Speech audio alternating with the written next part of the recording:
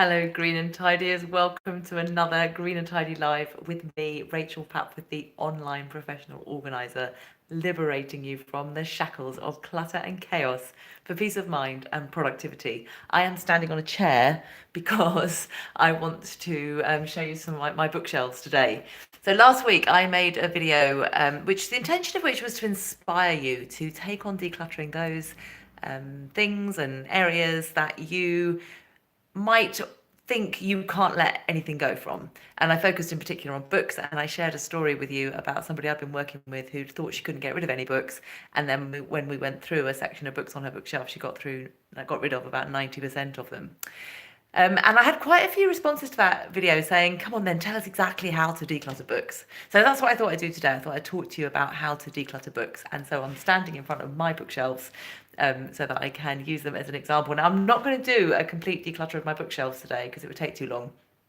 And it's worth saying now that I haven't actually been through them for over 2 years. They haven't come up on my round decluttering schedule for over 2 years. So there are undoubtedly some books up here that I'm going to get rid of next time I do a proper declutter. But these days, I used to keep all books, right? I used to feel books were sacred. And listen, I know some people feel books are sacred, and I am not telling you what you should get rid of. So I'm not saying you have to end up only keeping the kind of books that I keep, but I'm going to tell you what I do because you might find it helpful.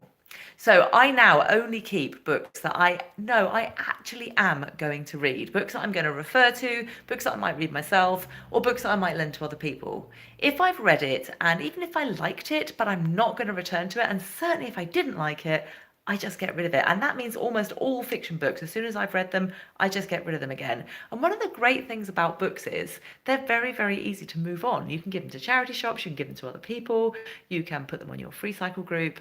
You know, it's very easy to get rid of books, even if they're a book that's kind of gone past its usable date. You know, like I was talking last week about those books for teaching young children that had been used, been written in, and were out of date anyway. And we could recycle them because they're made of paper, right? So books are very easy to move on. One thing I really recommend that you do is limit the amount of space that you have for books. So this is my book cupboard. And if this were to get too full, then I would say some of these have got to go. I mean, I'm actually a long way from it being too full. As you can see, I've got an empty shelf up there. And this shelf in the middle here is DVDs. And yes, I actually do watch these DVDs. And I'm not going to talk about them because we're just doing books. So these are books and these are books. And actually there's some maps on this shelf too, which I'm also not going to talk about. So what have we got up here? We have got some like reference books that I do use for my work.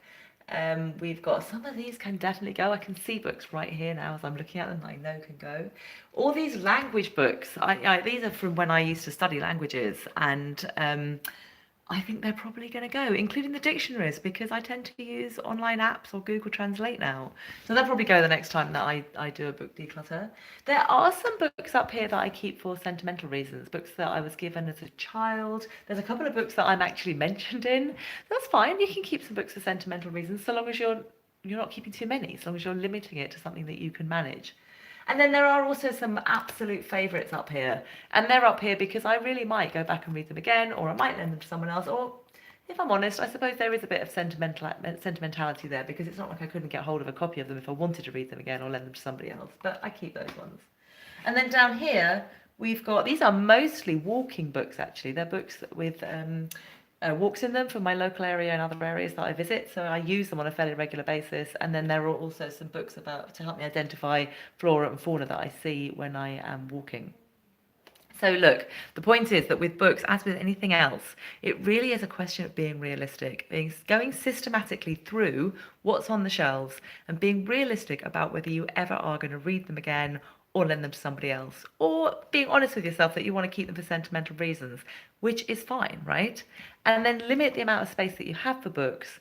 And if you're overflowing that space, it's time to move some on. Okay, so there's some tips on decluttering books. I'd love to hear yours in the comments below, and I will see you in the next Green and Tidy Live. Take care, bye. Now I've got to get off this chair.